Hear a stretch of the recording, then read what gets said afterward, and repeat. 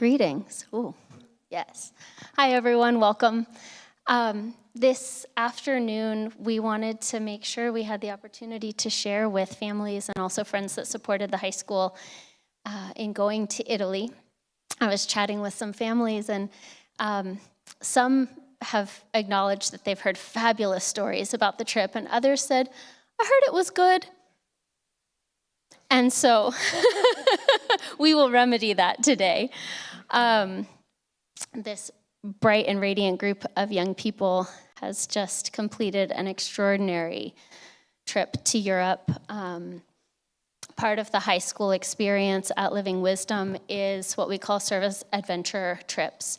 And really at the core of what we want our students to experience is the joy of service, what it really means to live servicefully. So sometimes that expresses through organized service projects and engagement in that way, but what does it really mean to live in the spirit of service and to show up not only for ourselves, but for one another and everyone we encounter with qualities of helpfulness and willingness and awareness.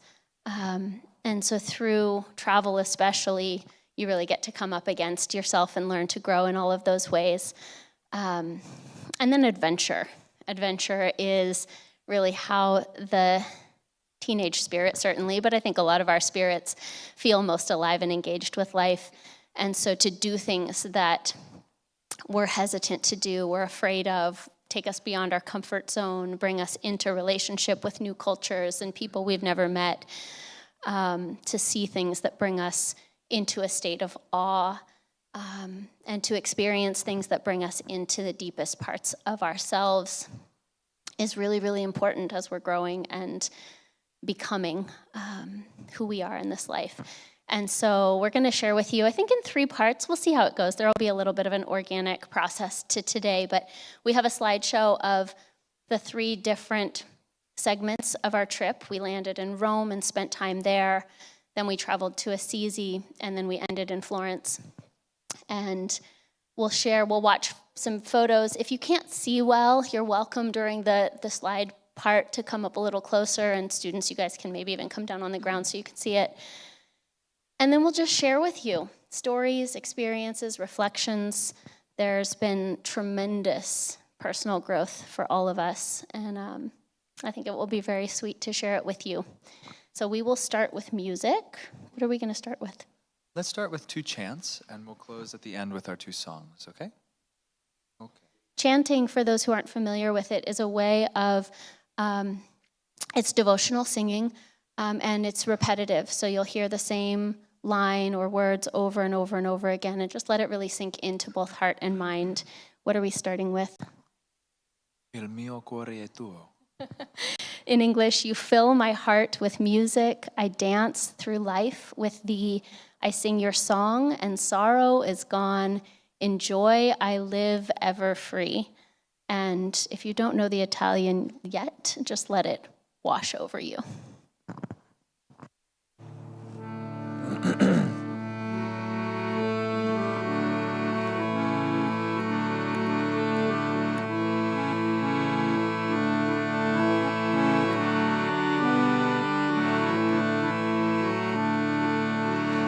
Mio amore tuo, Signore, sempre tuo, cantando a te, amando a te, nella gioia del cielo vivrò. Il mio cuore tuo, Signore, sempre tuo, cantando a te, amando a te, nella gioia del cielo vivrò. Il mio cuore è tuo, Signore, sempre tuo, cantando a te, amando a te, nella gioia del cielo. In English, you fill my heart with music, I dance through life with thee. I sing your song and sorrow's gone, in joy I live ever free. You fill my heart with music, I dance through life with thee. I sing your song and sorrows gone. In joy I live ever free. You fill my heart with music. I dance through life with thee. I sing your song and sorrows gone. In joy I live ever free. Italiano. Il mio cuore è tuo, Signore, sempre tuo. Cantando a te, amando a te, nella gioia del cielo vivrò. Il mio cuore è tuo, Signore, sempre tuo. Cantando a te, amando a te, nella gioia del cielo vivrò. Il mio cuore è tuo, Signore, sempre tuo. Cantando a te, amando te, nella gioia del cielo vivrò. You fill my heart with music. I dance through life with thee. I sing your song and sorrow's gone. In joy I live ever free. You fill my heart with music. I dance through life with thee. I sing your song and sorrow's gone. In joy I live ever free.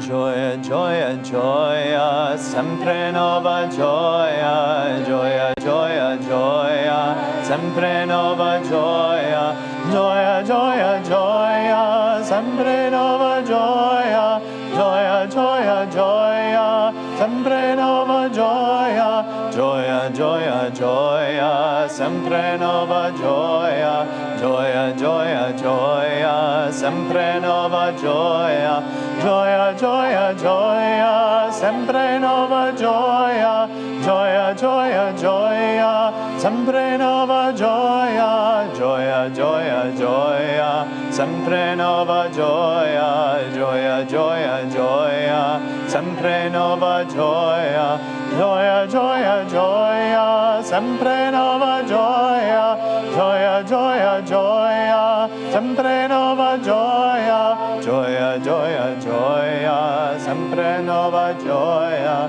gioia, gioia, gioia, sempre nuova gioia, gioia, gioia, gioia, sempre nuova gioia, gioia, gioia, gioia, sempre nuova gioia, gioia, gioia, gioia, sempre nuova gioia, gioia, gioia, gioia, sempre nuova gioia, gioia, gioia, gioia, sempre nuova gioia, gioia, gioia, gioia, sempre nuova gioia, gioia, gioia, gioia, sempre nuova gioia, gioia, gioia, gioia, sempre nuova gioia, gioia, gioia, gioia, sempre nuova gioia.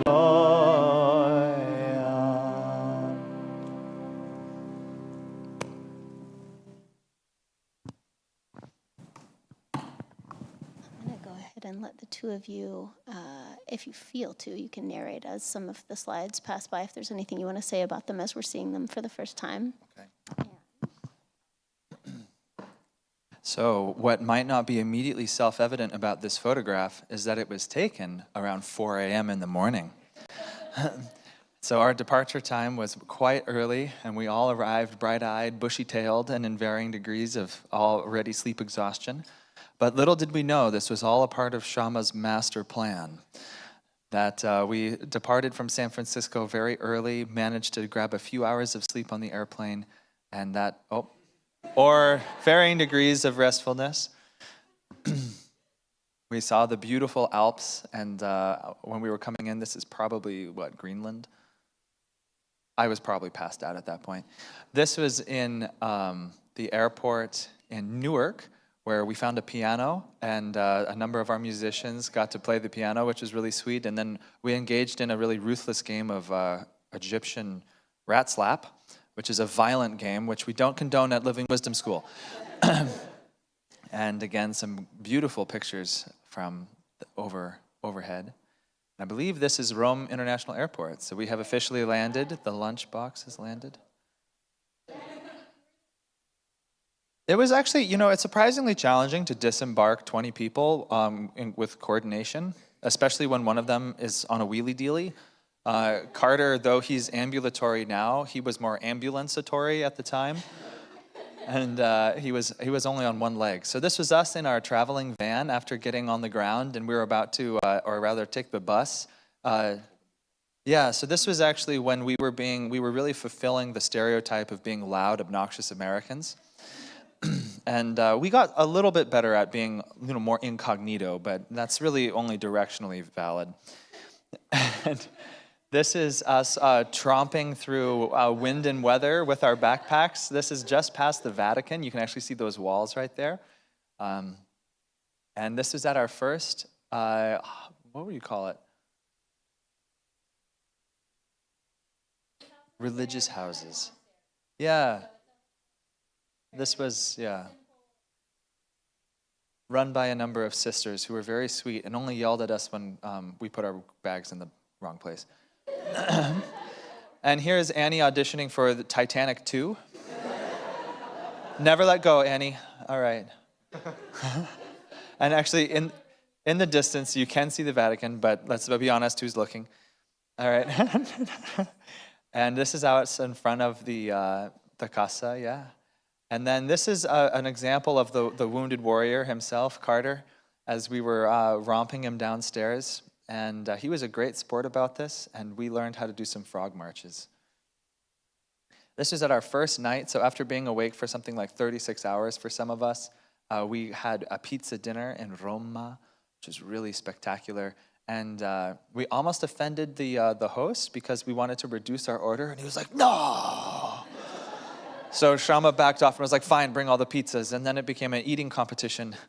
And unfortunately, we were down Hazi. Hazi wasn't feeling well, so we were really down a man, but our greatest, he eats for 4, so we were in trouble. All right. And this was, we stayed in the area, and this is the Tiber River that we were crossing. And we were on our way to go spend some time with a youth group. And as we were waiting for them to come open the church, and we weren't sure which door that they were supposed to open, so we just plunked down, and I had actually carried an electronic keyboard, so we just started chanting on the steps. And nobody kicked us out. They actually opened the doors. So that was, maybe they wanted us to stop, but it was a good sign. And then this, I'll tell us a little bit humorously, so note to self as a teacher, don't ask your students after being awake for 36 hours to sit in a quiet, dark space while someone talks to you in broken English. After being awake, our poor students, and I'm not calling anybody out by name, but but they were getting a lecture about the work that these young Christians do, and some of our students began looking very interested, and their poor faces, everyone was really struggling. So after a little bit of a lecture, and even the guy himself, he said, I know you must be tired, so maybe we stop now. And I was like, good idea.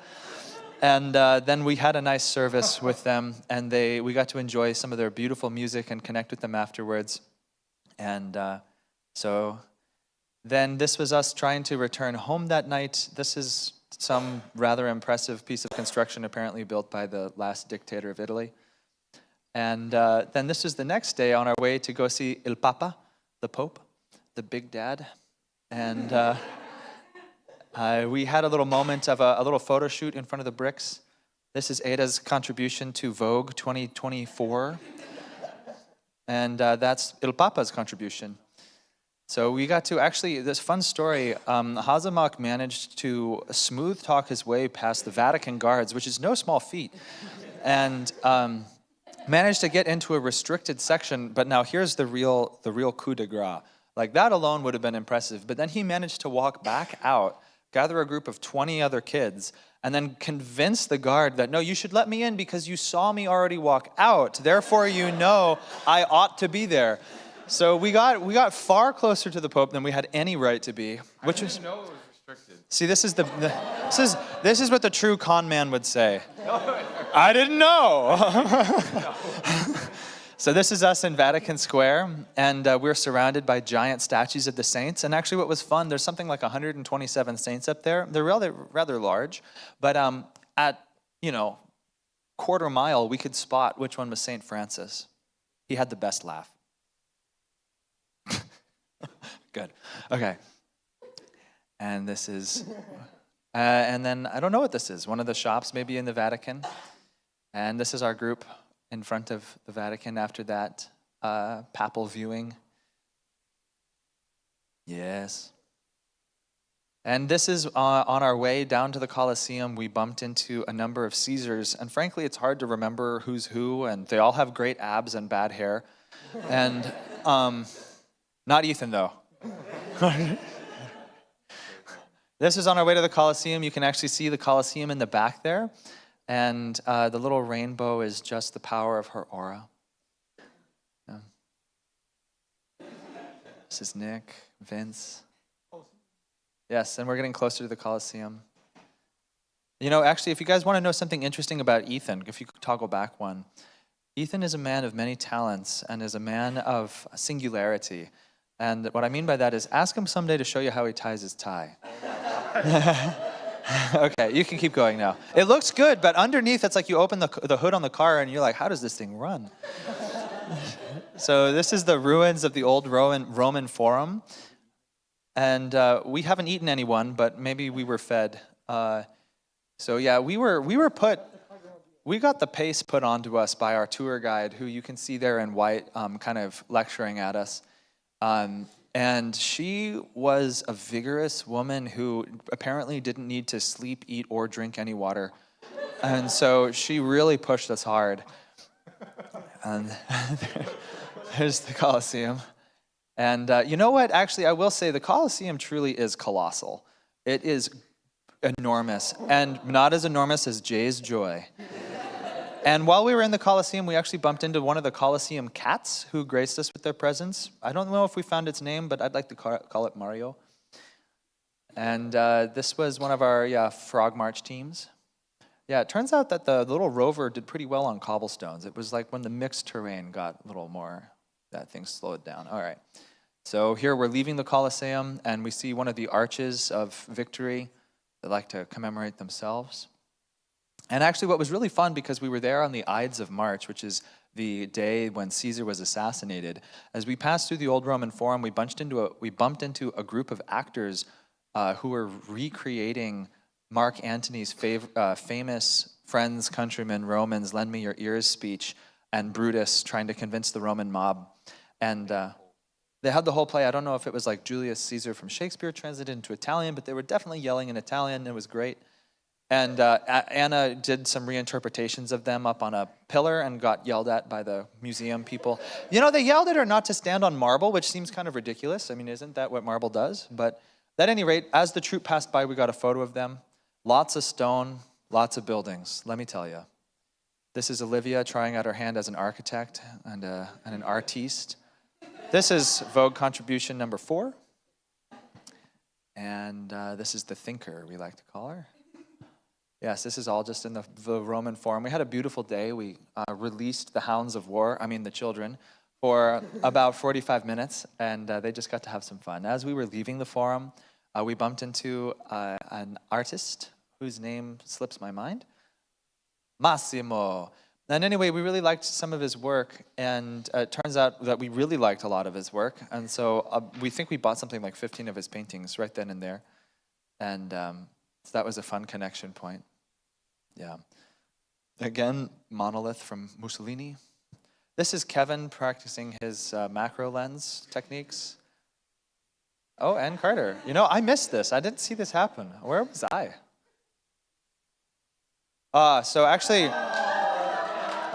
So this is actually now I believe it's the short one it's the tall one, sorry, my bad. The tall one is actually going to be Anna's future husband, they decided. You can tell because of his startlingly good looks and his exceptional taste and style. And this is Nick getting into the BAV of Italia. And this is dinner at our second night. After romping around on foot for about 13 and a half hours, we finally had some respite in this restaurant. And man, ordering was chaos. And yeah, we had delight. Oh my God. How did this make the cut? Okay. So this, the next day dawned, and frankly, I feel like this was the Colosseum day. Yeah, this is the Pope. Okay, so now this is the Vatican Museum, and this is somebody suffering. Yeah. So anyway, we wandered through the Vatican Museum in great awe. I mean, the art in there is truly overwhelming in scope and volume, and the sheer amount of gold is more than I've ever seen in my life, except for the last time I was there, I suppose. And this was actually a really fun painting that Hazy has a lot of history with and a lot of love, and has some of the great thinkers from the Western world and mathematicians. So we paid homage and asked for their blessings as we passed by. My man. This is as we were waiting to get into the Basilica of St. Peter. This is actually in the Vatican Museum. This was a wonderful spiral stairway that we almost lost Kevin on. And Shreya apparently lost the ability to walk, so Nick was carrying her. And then this is inside the Basilica of St. Peter's. We got to see the famous La Pietà from Michelangelo, which is his first work when he was about 18 or 19. And it depicts Christ after being taken off the cross, being held by his mother, Mother Mary. And it's one of the most powerful pieces of art I think I've ever seen in my life. And to witness it in person is really a transformative experience. It possesses an astonishing magnetism. And when we all went in there, we actually had prepared ourselves for this moment by studying its sculpture and trying to tune into it about 2 weeks prior when an artist, Dana Anderson, came to visit us. But when we found ourselves standing in front of this incredible piece, many of us, I think, were profoundly moved by its power. And I think some of our students will tell you about their personal experience there. But for myself, I found it to be rapturous. Now, I have to say, I've been trying for the last 18 months to get a picture of this girl smiling. And it turns out all she needed in her life was a little bit of Rome and the Tiber River. And here it is. And this is inside the Basilica of St. Peter. We were told we weren't supposed to take pictures there. And I was like, yeah, that's only if they catch us. And they didn't catch us. Yeah, we were good about it. This was actually, so this is the Death March, day 2. This is after going through St. Peter's Basilica. I think it was like 4 p.m. by the time we got our lunch rations. And so you can see the jubilation on our faces to finally be fed and watered. Everyone was very happy. Panini never sounded so sweet a word. And ice cream, yeah, gelato. Then this took us to the, what is this thing called? Pantheon, thank you, which actually was fun. Our tour guide was telling us all about the horrible pagan gods that they used to worship in there. And I was like, oh, the planets!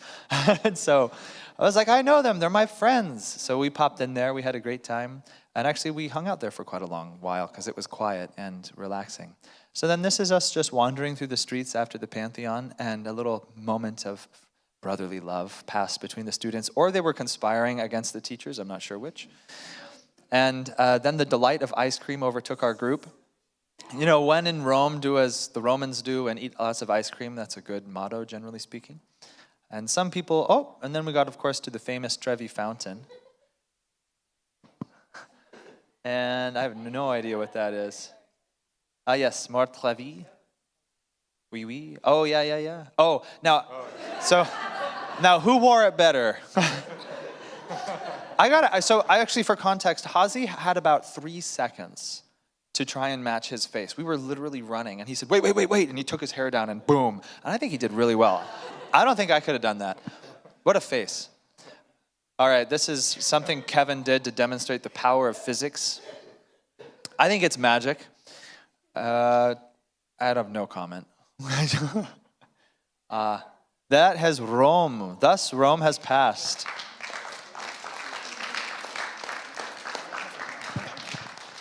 So with the slideshow, what in a short amount of time we were trying to do is capture photos from many different students from their experience also. So I'm going to open it up to you guys and invite you to share First impressions, big learning moments in Rome. Those moments that either took your breath away or caused you to really take note or grow.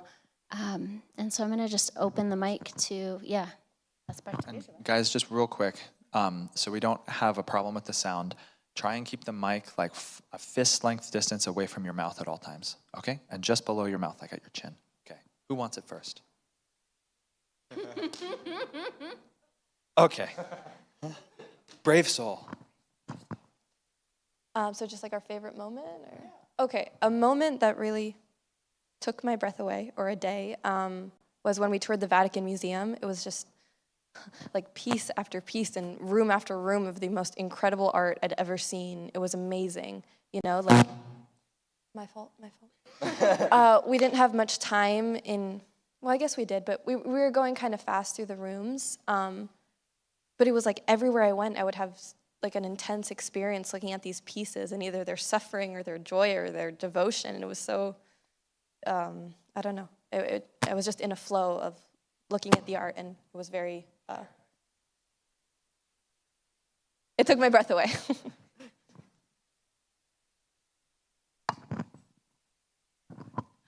Okay, is this good? Is it good? Oh, I'm Annie. I'm Annie. I'm a sophomore. This is my first year at the school, and probably the most powerful moment in Rome for me was when we went to St. Peter's Basilica, and we saw the Pietà, and it was just, I think Keshava did a very good job describing it, but it was just looking at it was the most transformative experience of my life. It was just so powerful. It really moved me.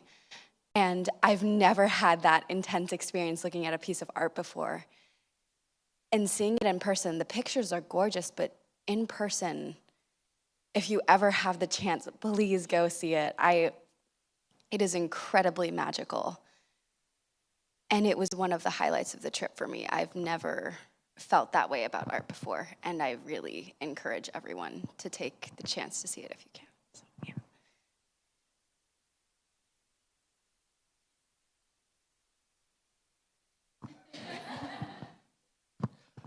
yeah. I think one of the highlights for me was going to the Roman Forum. Yeah, I'm Nick. That's my name.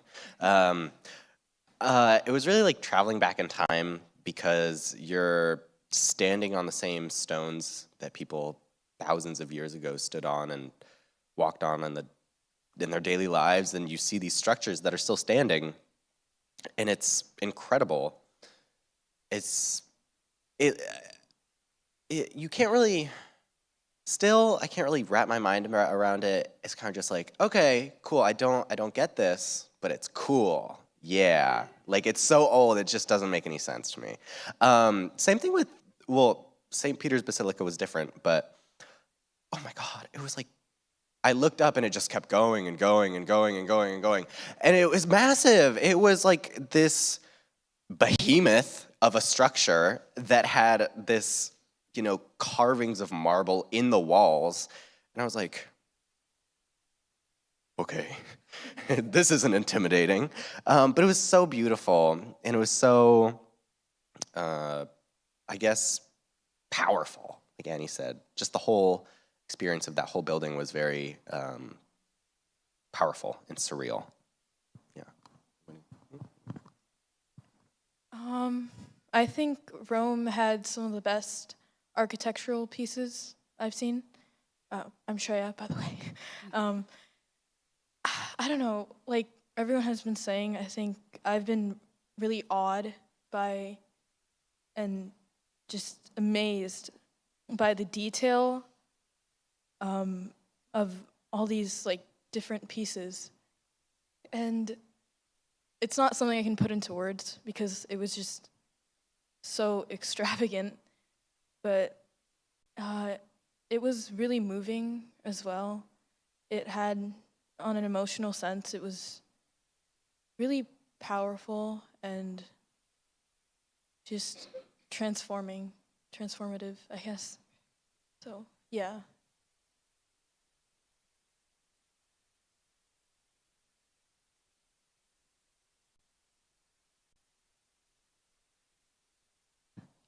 So I know Olivia really had an intense love for the Sistine Chapel, and she couldn't be here today, but she really was moved by it. I know she was just in there, just staring in awe at like the beauty of it, and I wanted to share that because I'm sure she would have shared it. So it was really beautiful.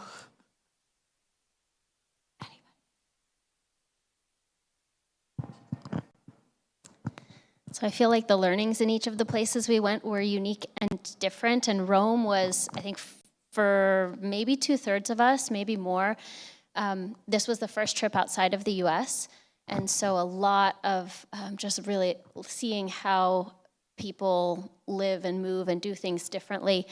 And also, I think for all of us, one of the biggest learnings was how to function as a group. One of the unique parts of this trip was that there were pairs of students that were helping to co-lead each day. And so that required some advanced planning, but then also just trying to keep track of people in the midst of a lot of movement. And I think the days in Rome were very growthful in learning how to lead with a strong but soft hand, how to be really conscientious and aware of people other than ourselves. It was just very growthful. Do you guys want to add anything about our time in Rome? He says it was exhausting. It was. We really pushed to get ourselves onto the time zone so that we could really do the trip. And so the first 2 days they were brutal. At 8 a.m. Oh, we landed at 8 a.m. and we had them going until 10 p.m., 9 p.m. So it was a.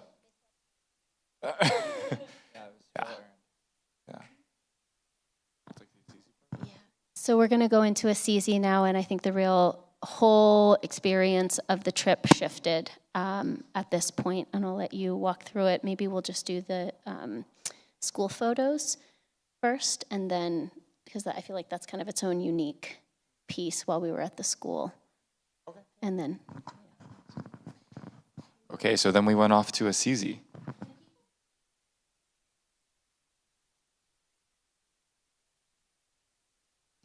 And we took rental cars and had a beautiful drive through the countrysides of Italy, arrived finally at Living Wisdom Middle School, and it is a beautiful campus. We were very jealous.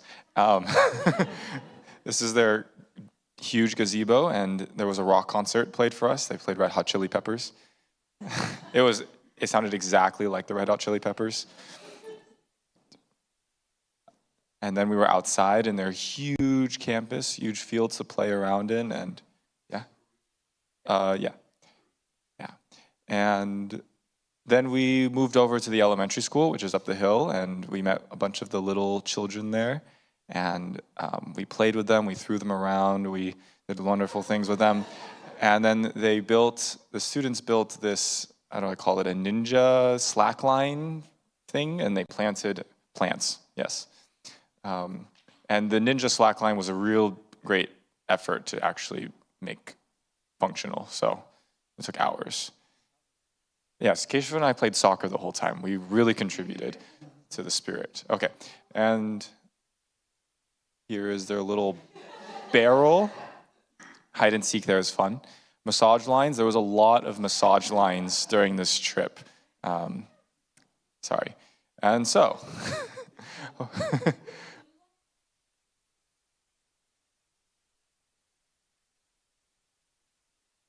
yeah, okay.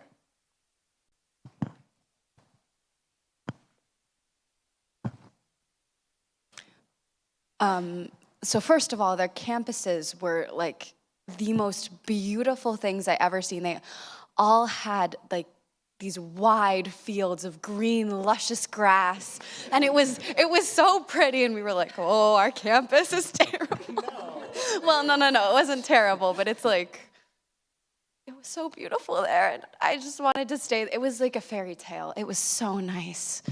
But the real highlight of that day, which I loved, was planting flowers with Nick, myself, Shreya, my brother Christopher, and Ethan, and Jay, who is not here. It was so I don't think I had as joyous a moment and did not have as joyous a moment than, I don't think since that was, it was just smiling from ear to ear the entire time, and it was so beautiful. And being surrounded by such beauty and feeling such joy, it's the best combination. And I think that was one of the happiest moments of my life, and being able to spend it with my friends and just like laugh and play. It was so happy and so magical. And seeing all the children from the lower school, one of the little girls actually brought me into her classroom and showed off her puzzles. They had a puzzle competition earlier, and they were showing them off. And she was explaining them to me in Italian, and I had no idea what was happening. But her teacher was like translating, and it was really sweet. And I felt so blessed. And they had made us snacks earlier as an appreciation for the service that we were doing. So we got to eat some of the kids' snacks, and it was such a happy day. And from like the bustling city of Rome, it was a really nice transition to the very quiet and peaceful Assisi. And I really think that was one of my favorite days. Yeah.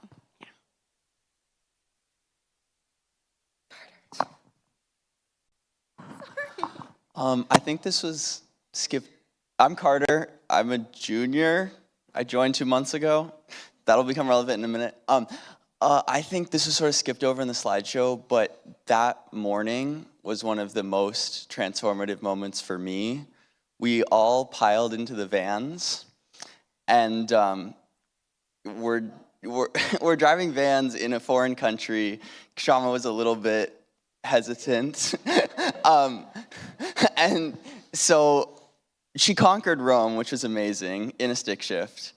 And we're just driving through like the valleys, and it's really beautiful. And then I got aux, which Hazi wasn't gonna let me, but I didn't. Anyway, and I turned on 70s music, and we just had this amazing 70s sing-along in the hills of Italy. And it was just a very surreal moment, because I was like, I'm in a foreign country with 20 teenagers I had met 2 months ago with a broken ankle. I can't walk. And we're all just having so much fun singing along to Bob Marley and Earth, Wind & Fire and Shakira. And then as we got into Assisi, Kshama made the best call of listening to more, Ananda music, and it really just set the tone for Assisi, and it was a wonderful transition from the bustle and fun of Rome into the peaceful bliss and self-reflection of Assisi.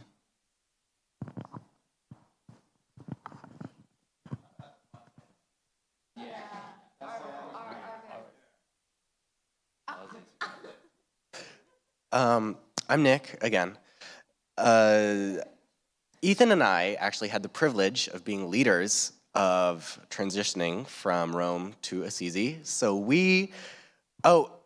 Krishnov was a great help. He was helping navigate in Hazi's car. But leading that day was really fun. It just kind of gave me a jump start, like, oh, I gotta be on top of things, because if I don't, somebody's getting left behind. And I will not be responsible for leaving a child behind. But I don't think there was a picture of it. But the view from the elementary school was beautiful. It was, you could see for miles. It was these rolling hills of just crops and agriculture, and they were burning a lot of crops, which was like part of the farm, but so part of that system. But it was so pretty, and you could just be alone. You didn't have to be with anybody up there. You could just be alone and be by yourself and still have a really nice experience. Yeah.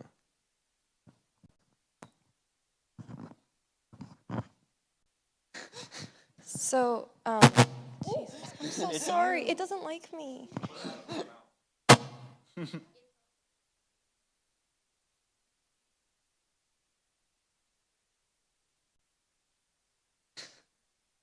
I'm Anna. Yeah, the schools are really special. I work at the school here as an aftercare teacher, so I come here every day. And whenever I walk in, I just instantly feel better about everything. I feel more free, more happy, more light, and I'm just so happy to be here. And walking up to the middle school and the lower school, I had the exact same feeling, because in all Ananda schools, there's just this vibration of, like, you know, that all the teachers that work there want to go to the same place and are working as hard as they can to be joyful and happy and to spread that joy to the children. So it was just amazing. It felt like I was meeting people that I knew really well, but that I hadn't talked to yet. It was like such a funny feeling, and it was so nice. And you know, I couldn't really talk to many of the teachers, but I tried in English, Spanish as best I could to understand their Italian. But we didn't even really need to communicate, because we were just, I don't know, I felt so connected to them, and I really admired the way that they were teaching. So it was wonderful. It was a wonderful experience. Anybody else? No, I'm good. I'm good. Oh, thank you. Okay. So I'm Krishav. So on the drive over to the lower school, we all hopped in the vans. We had the Superior car, but when we were driving along, it was just like 2.5 hours of just like rolling green hills, and it was like one of the most beautiful things I've ever seen, because it's just like just the countryside, and then just like these mountains, and like just driving past there, and like just talking in the car. It was a really nice experience. And I thought that day was going to be kind of like awkward and boring, because, you know, we speak English and those kids speak Italian, so like, what are we going to do? And then we got there, and the language barrier actually wasn't that much of a problem. One, because they actually spoke a little bit of broken English, but two, because most of the stuff that we did didn't require much talking. We just kind of played games together, then we sat down, have some lunch, and we tried to share about ourselves, but just eating together, and we kind of sat like one American kid, then Italian, then so we could like diversify our experiences. It was pretty fun, especially connecting with like kids that I had never met. It was a lot more of a joyous experience than I ever thought that I would have had there. What Krishav's too humble to say is he's our token football player. And so, you know, you can't show up in Italy and not have at least one. And so, you know, he would step out on the field and play football with the other kids, and we'd all sit back like, yeah, we're all that good, so probably. But so he gave us the much needed clout. Otherwise, they wouldn't have respected us, I think. Something. As we go through this, you know, I was trying to estimate how long this satsang should be, and I told them to begin with, I think it'll be at about an hour, but I'm guessing, knowing us, it'll be an hour and a half, and I think that's where we're headed. So if anybody has to leave midway through, we very much understand, but I think these stories and this reflection is really, really valuable and important, so we're just going to keep flowing through it. And we're going to jump into our time in the city, the town of Assisi, and also at the Ananda Center now. Okay, so here is where the chapel that St. Francis built himself is held. It's called the Portiuncula. It's a little chapel inside of this big chapel that that was built in order to preserve it. And this is not in the, no, this isn't. This is inside the Portiuncula.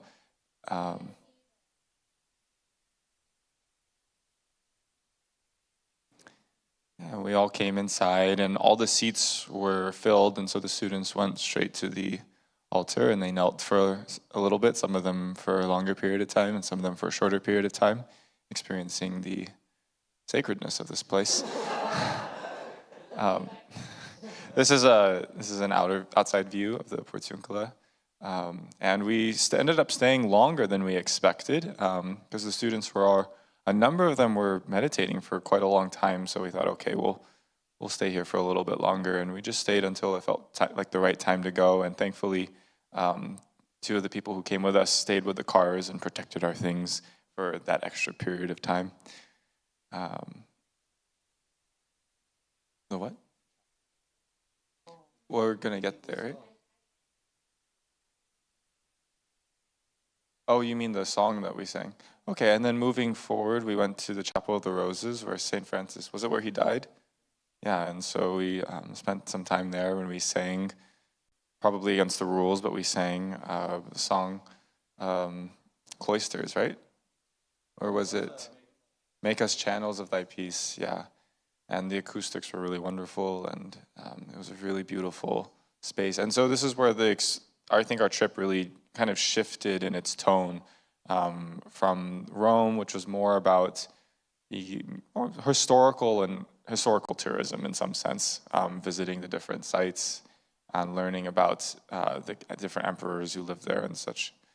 But then here it shifted to trying to tune into kind of the sacred elements of Italy. And, you know, as we were driving in, I remember Emma commenting, this is what I thought Italy would be when we drove into the rolling hills and the beautiful town that we're about to see in Assisi.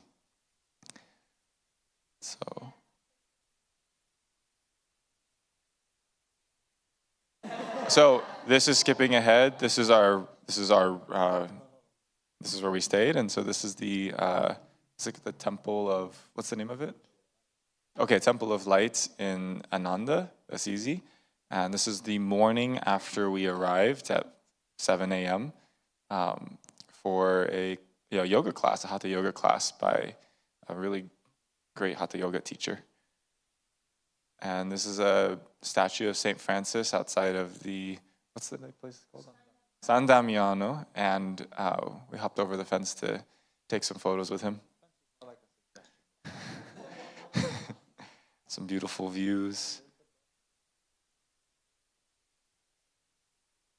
Photographs of photographs. And here's the San Damiano, and again, this is a place where some people really had really special experiences. And this is where St. Clare spent most of her time. This is the first chapel, and a number of the students sat to pray and meditate, and one student said it was the first time he'd learned to concentrate, and it was a really special time for a number of people.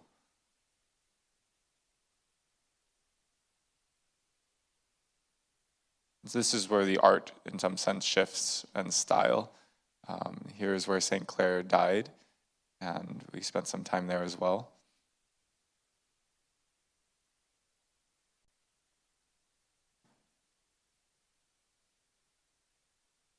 And this is back to, now we're having picnic. So we're having a picnic, and you can't see, but there's this beautiful view over the mountains, and here's a picture of St. Francis with a number of religious symbols around him. A statue of St. Francis, representing the unity of his teachings.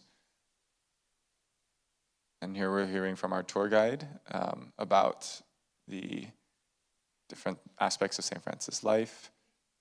It's Mary. Mary's very sweet.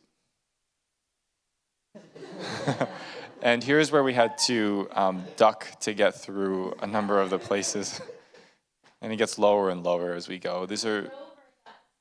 Yes, the rover. Well,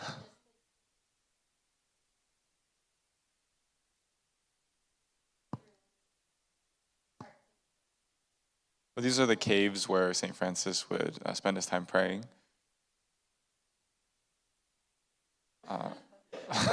Okay.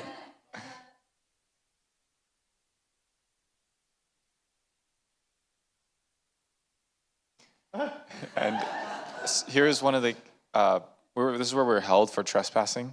No. So this is one of the caves where some of the brothers would pray. And yes, this is in Lermo, St. Leo's cave. And Khrushchev actually managed to fit through those bars. I don't know how he did it, but he did. Yeah, he actually squeezed through those bars. It's quite amazing. This is the side where it's easier to get into. Anybody with some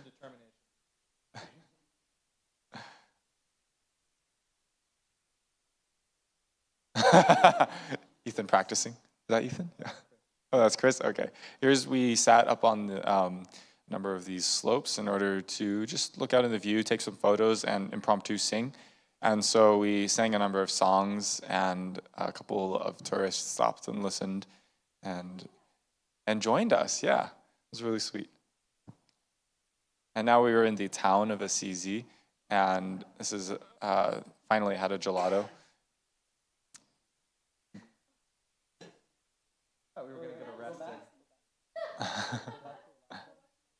Oh, This is Khrushchev right. climbing one of the oldest tombs. Right, so this dates before the Italians, right? Isn't it it's an Etruscan tomb, and Khrushchev climbed to the top of it. He was practicing his rock climbing skills that he's been developing. And Mary is telling us we got to get out of here. We're going to get arrested. No, not really. But and the town of Assisi is just a really charming hillside, classic Italian town. That was one of the pagan temples that was converted to a church. And what is this? Okay, Basilica of St. Clair. Beautiful views, beautiful sunset. And here is the location where we decided to let the students have their free time of 2.5 hours, their first free period to really go roaming and exploring in Italy. And Jay was not here, but he had the biggest adventure of the day, and he got scolded by many people. It was wonderful. And he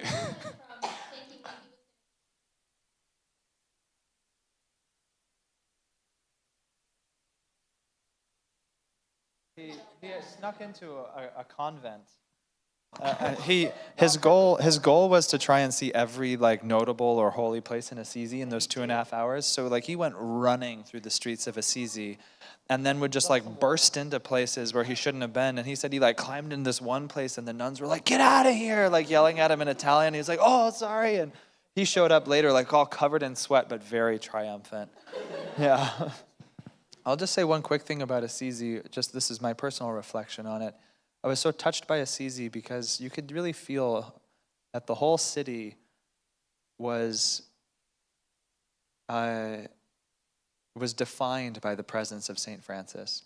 That the whole city, the way it felt, the people, the kindness, its vibration, the whole place was permeated by St. Francis's quality of consciousness, and it was a really beautiful place to spend some time in.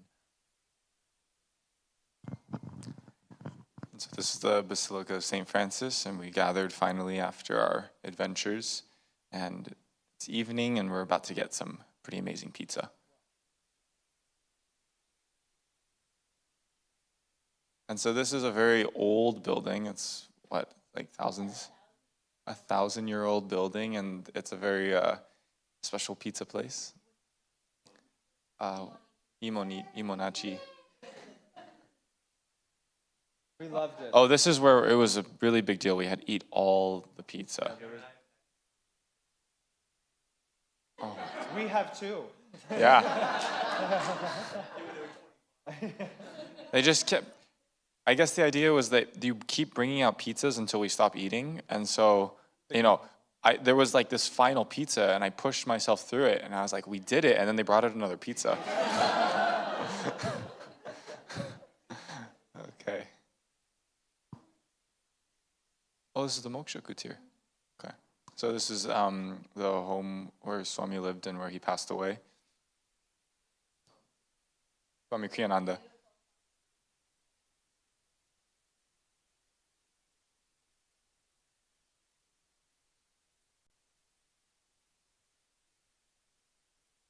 Oh, and this is a really favorite spot of the students. What is this called again?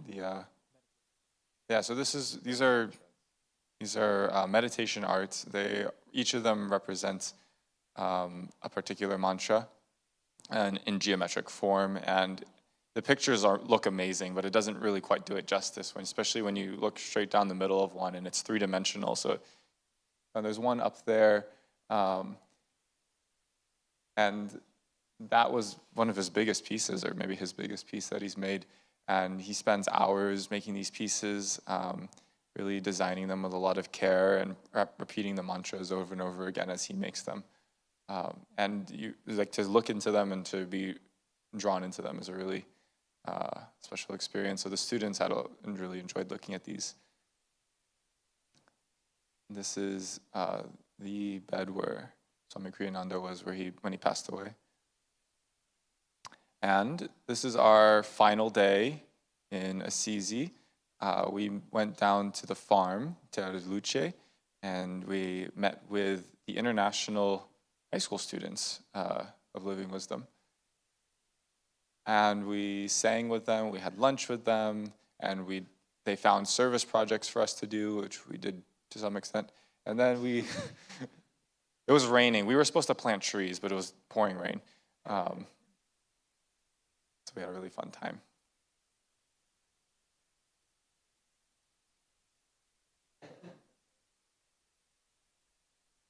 Oh, we went back to the Portiuncula. So for our final day, there was a lot of people who wanted to revisit the Portiuncula and just spend time there again, and because it was just a really special place for a number of students. Yeah.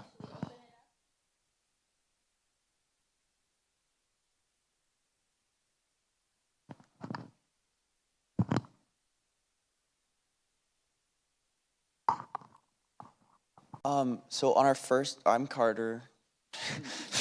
I'm still Carter. On our first day there, when we first went to the Portiuncula, we did the whole meditation thing, and then afterwards we walked through the garden where St. Francis went to punish himself, and so he threw himself into a bush of roses. And the story goes that the roses retracted their thorns. And so we're able to actually see those rose bushes with no thorns growing on them. And because it was winter, you could just see the stalks. So it was very apparent that there were no thorns. And then we walked over to a chapel built on top of the cell where St. Francis left his body, called the Chapel of the Roses. And this was one of the most transformative experiences for me. We all stood there and sang a prayer or song that St. Francis wrote called Make Us Channels, and we sang in English and in Italian. And it was just amazing to stand there surrounded by my community and sing this song of a saint who was known for singing, who devoted his life to nature. And really, you could feel his presence surrounding us in that chapel where he left his body. And it was one of the most profound experiences I've had.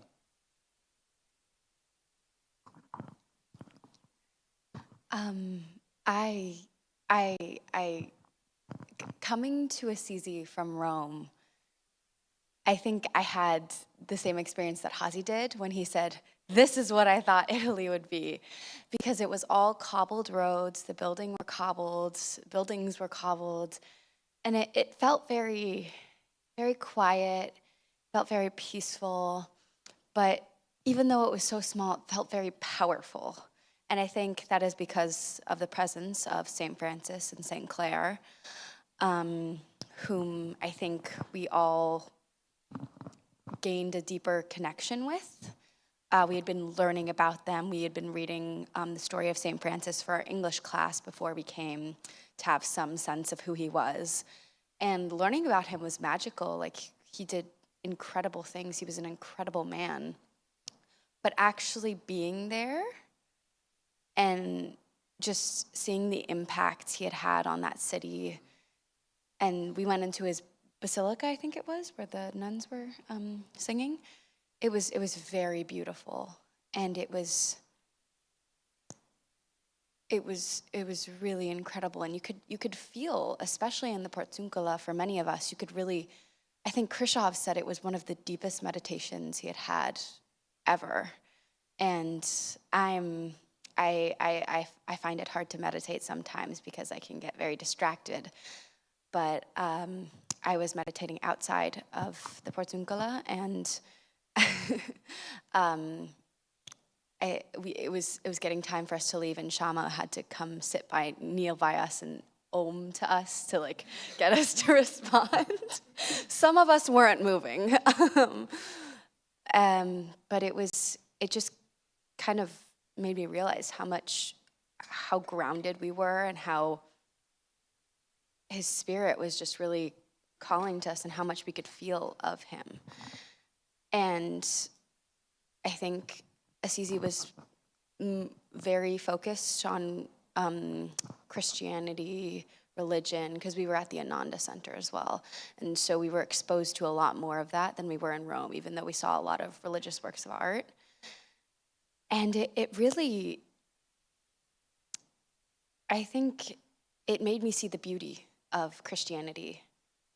I hadn't really seen that before, because here the churches are very different, but there the churches are beautiful. They're filled with this art. They're filled with this energy, these vibrations that I've never felt here. And I was like, this is so incredible. And what I admire most about St. Francis was that he was going back to the root of Christianity and not focused on just, I don't know. And it felt very different there than it does here. And so it really made me appreciate Christianity a lot more. And I felt very at home. I didn't feel scared of it. I felt very, I don't know, it deepened my relationship.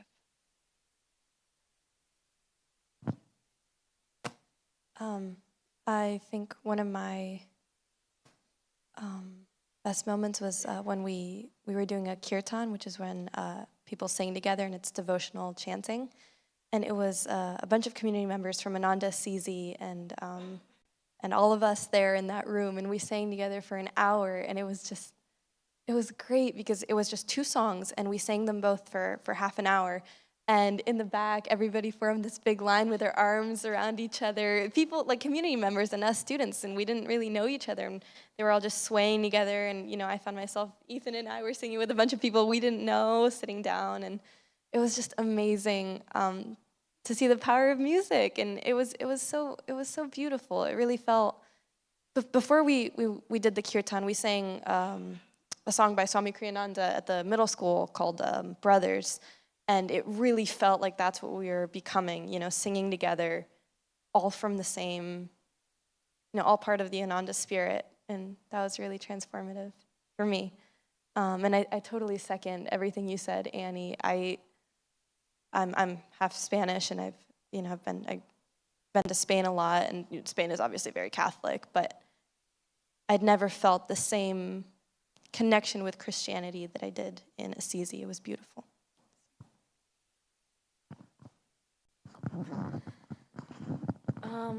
I think for me, all of Assisi was just one of my overall highlights of the trip. I think from just the Portiuncula was just such an,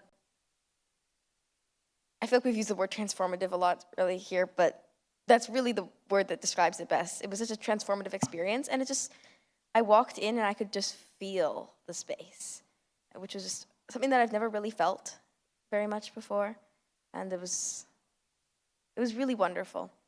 And then when we actually went into the city itself, it's one of my favorite places ever, and I want to go back. Like, I will go back to Assisi again soon, because it's just so beautiful, and it's the classic cobblestone streets and the winding, and all flowers, and there we saw the sunset off of one of the walls, and we were looking down at the farmland, just like miles and miles and miles of farmland, and it was just so beautiful.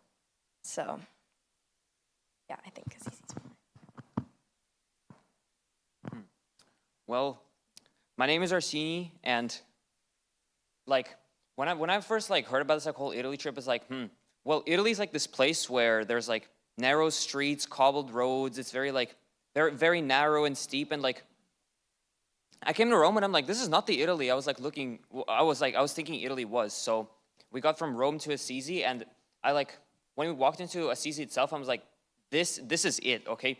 There's like shops lining the streets, and just like lots of people walking around, and there's like lots of things to see there. There's like that mix of architecture, my personal like my personal thoughts on how I was looking at the whole thing and like shops and stuff. Like, oh my God, the shops. I swear, the last time I walked into a shop before that was when I had to buy groceries, and I was like there. I was walking around like looking like there's a lot of like different souvenirs and everything like that, and it was amazing. So I was just walking around admiring everything, and I guess it was just like Assisi was amazing, and the architecture there probably like for me rivaled the one I saw in Florence, and I'm going to touch on that a bit later as well. So I also think I had the absolute best gelato ever in my life in Assisi. So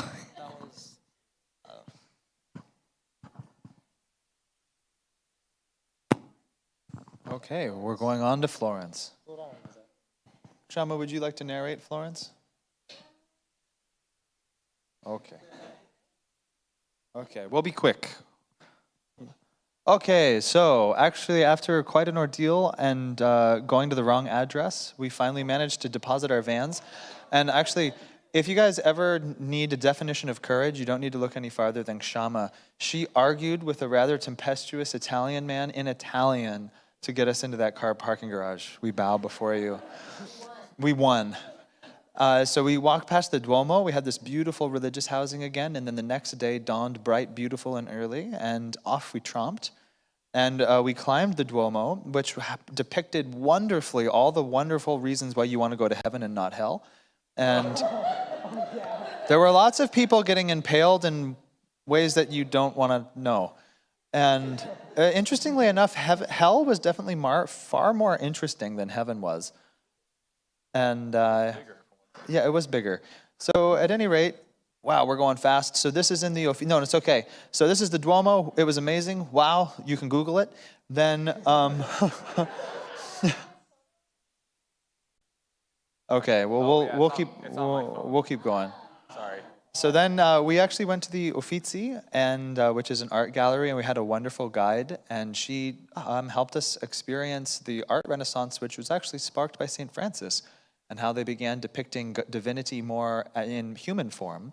This, of course, is Botticelli's Birth of Venus, which I will say actually is magnificent in person. I was never impressed online, but in person, she's the real deal.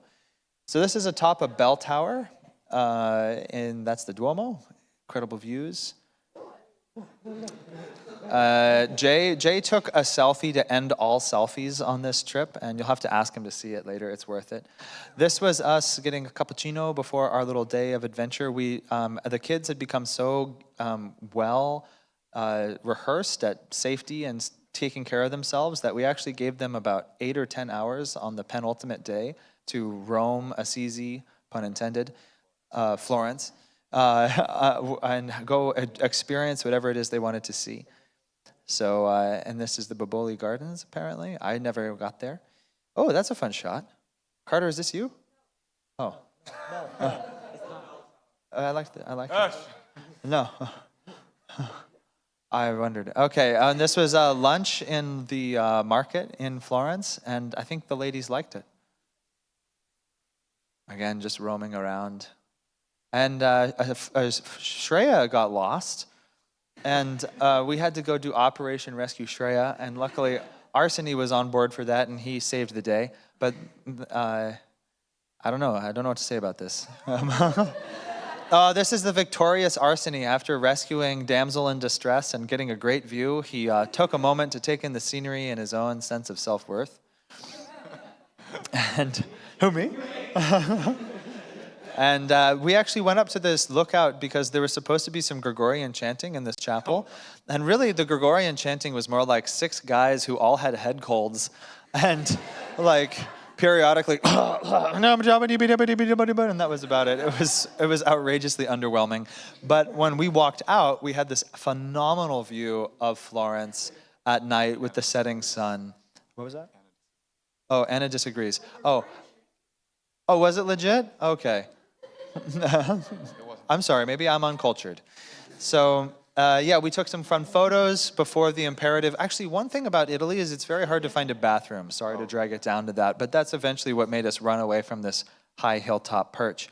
So then we came down to this wonderful restaurant just near the river in Florence, and everyone got seated at these tables, and we had a very sassy waitress. who was a little bit insulting, but in a very charming way. And Anna, yeah. And we had a beautiful meal there. The students may tell you more about the jokes that they shared on about Hazi and I there, but I'll let them do that. And then afterwards, we split into two parties, one going back and the other got to roam around a little bit at night, and they had some fun adventures there, apparently. I went home. And then this was the train back to Rome the next day. We enjoyed a beautiful scenic train ride. And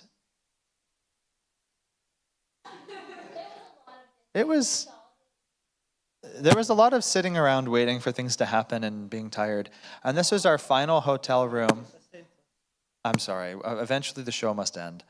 And so this was our final stay right outside of the airport. And we had a giant pizza dinner, including Nutella pizza for dessert. And we celebrated our successful venture and our great trip. And we chanted together that night in our hotel room before boarding the airplane the next morning and flying home, I think with a wonderful mixture of gratitude to be heading back to our own beds and sadness to be leaving that fair country. So anybody last stories from Florence? Or from the train?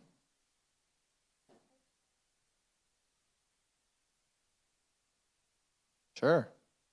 Okay, so on the day that we were allowed to go roam free in Florence, so there was a group of like 8 of us. So this is like after lunch, so we had like 4 hours of romping around. So we had like 4 hours, and then we stopped at lunch, and then we broke off into new groups, and so there was like 8 of us, and we went to the Museo Galileo. Wait, can you say that in English? The Galileo Museum. It was just a bunch of like science stuff. So it was me, Carter, Kevin, Jay, Arsene, Ada, Anna, and Ethan. And then, so like, Nick, oh, I forgot, I'm sorry, Nick, and Shreya. Okay. But then, so like me, Carter, Kevin, and Jay, we were just like nerding out over everything. And then the other 6, they just left us. They just left us behind. Good decision. It was a terrible decision on their part. Okay, and then for like the next hour, us 4 who made the nobler decision and stayed in there, we just went over every single mechanism, just trying to figure out how it worked, just from how it looked. It was a really fun experience. I'd like to quickly comment on the views, especially the one from the top of the Duomo. Like, we climbed up all these steps and everything like that, and like you could walk around and it's like a 360 view of like just like Florence itself, like red roofs, like white walls, everything like that. And it was like that's closer to the morning as well, so it's like perfect lighting, and I just absolutely loved like I just took a lot of pictures. I just geeked out on picture taking. So it was amazing. I just loved that part.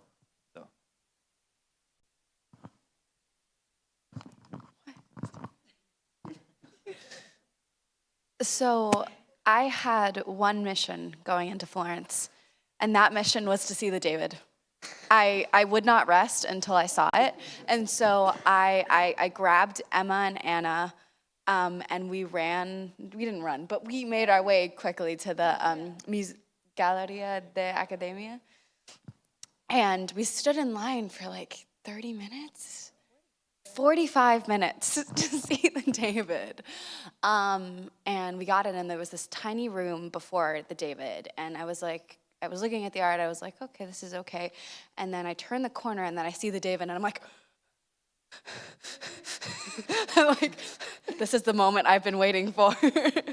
And so I grab Anna and Emma, and I book it down the hall, and I just bask in the glory of the David. And he was massive. I don't know what I was expecting, but he was really big.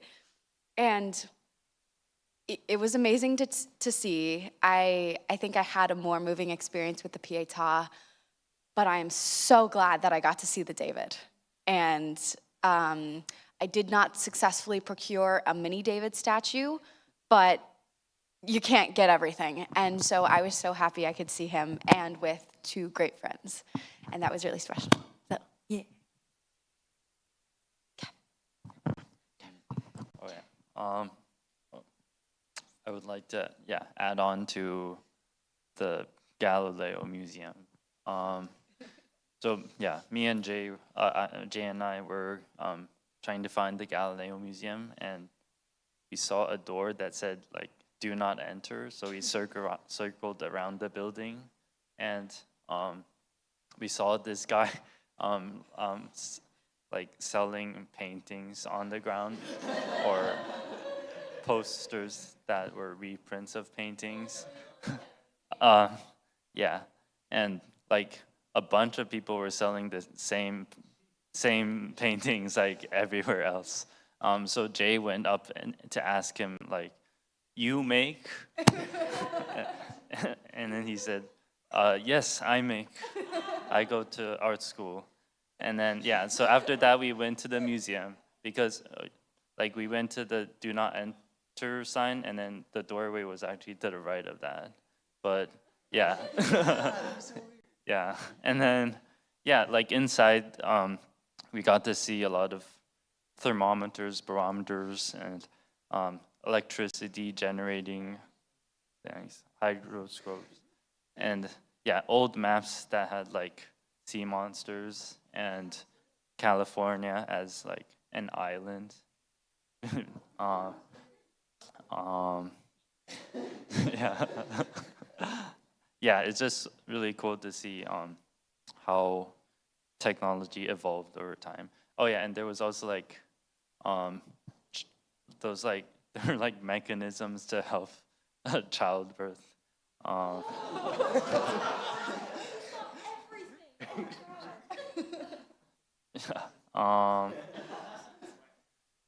Yeah.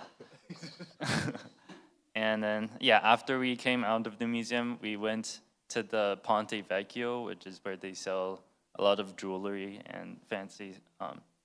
And on the bridge, we saw the exact same guy selling the same paintings. And then Jay went up to him and asked, "You make?" and then the guy just like just shoot him away.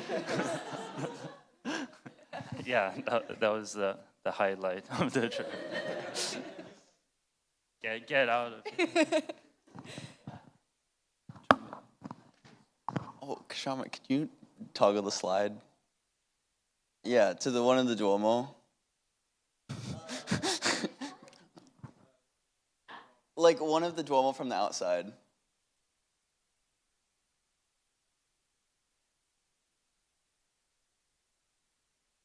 Yeah, so that's the Duomo, and because I was on a broken ankle, I was requested by my parents not to climb it, and so I didn't, but I was very sad about the view, and I had a ticket, and also I was told, if you look to the left of the Duomo, there's that bell tower there.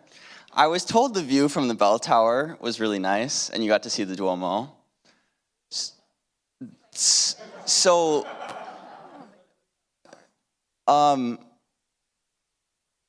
go back, other way. So I think that's the view from the bell tower. I wouldn't know. Kashama, if you advance the slide forward.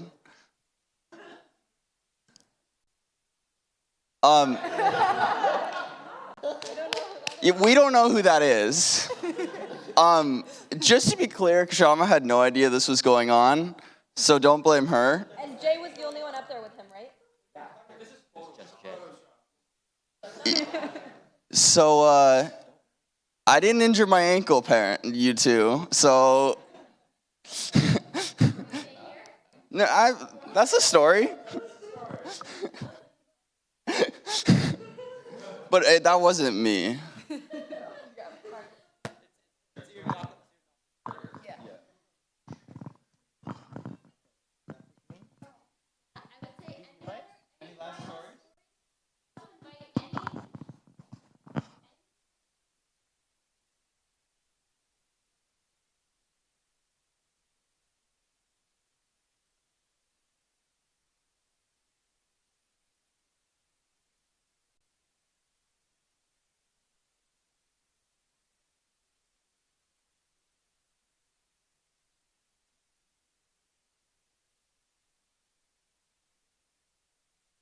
A story I'd like to share that I think all of us really, really enjoyed. It was a whole group thing, except for 2 people who were resting, I think.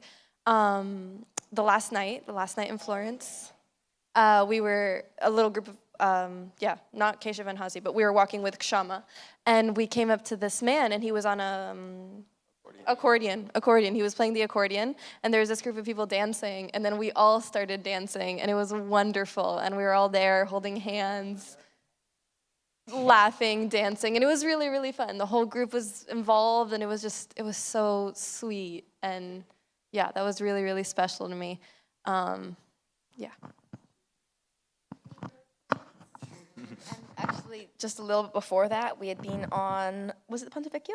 Yeah, Ponte Vecchio, and it was so pretty, and it was like nighttime, and the lights were out, and there was a man playing the guitar right behind us, and it was just like so picturesque, and it felt like the end of a movie, and it felt like there should be like credits rolling. It was, yeah.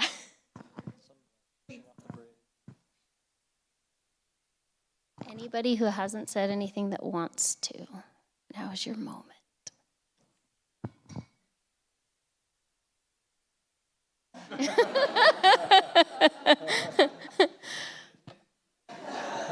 Okay, I think we're going to end with one more piece of music. You can join us. And I just want to say, you guys, thank you for sharing so beautifully your experience. I hope you all feel more a part of the trip now. And I think we might have some questions. Yes, Puneet.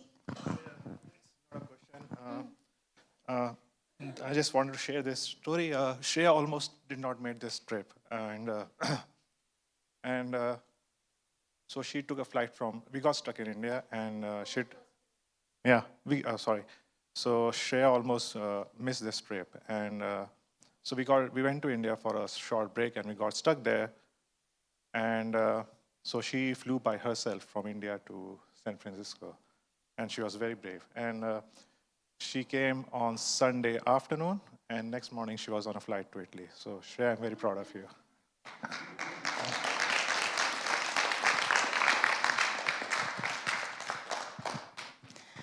I just want to end also by saying thank you to all of you in the room, but so many more people who made it possible before we went, while we were there, and afterwards.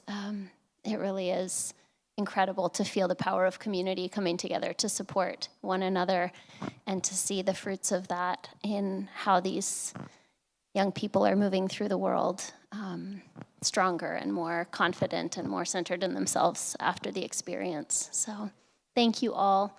And let's end with one piece of music. Okay, so we're going to sing Make Us Channels of Thy Peace, which is the song that Carter mentioned in his story, which we sang in the Chapel of the Roses, where St. Francis died. We'll sing it first in English and then in Italian, so if you know, please join us. And we will split off into a harmony when we get to the Italian.